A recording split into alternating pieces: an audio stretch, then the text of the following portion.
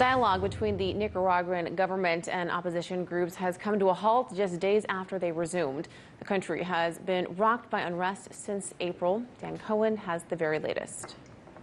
Opposition figures in the city of Masaya have announced they no longer recognize the government of Daniel Ortega.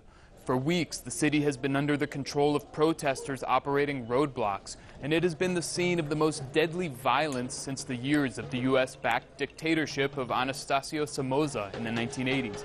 Nicaragua's Commission for Truth, Peace, and Justice, which was sworn in by the country's National Assembly in May, reported 168 people dead and over 2,100 injured.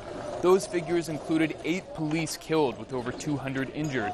Meanwhile, the U.S. ambassador to the Organization of American States arrived in Managua to meet with President Ortega.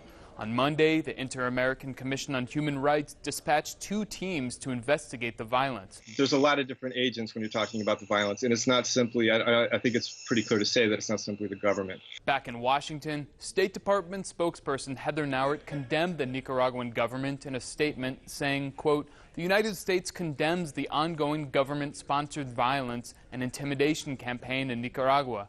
Attacks and threats against peaceful protesters and the general population are unacceptable and must cease." Despite President Daniel Ortega's landslide victory for a 3rd consecutive term in 2016, Nauert called for early elections. It's a demand opposition groups have made too, and many of those groups have received huge amounts of funding from the U.S. Between 2014 and 2018, the United States Agency for International Development gave more than $91 million to Nicaraguan opposition groups. And between 2014 and 2017, the National Endowment for Democracy provided them with $4.2 million. There's been a real strong effort of the U.S. government to help opponents of the government to build a unified message and to build communications platforms to deliver that message. In Washington, Dan Cohen, RT.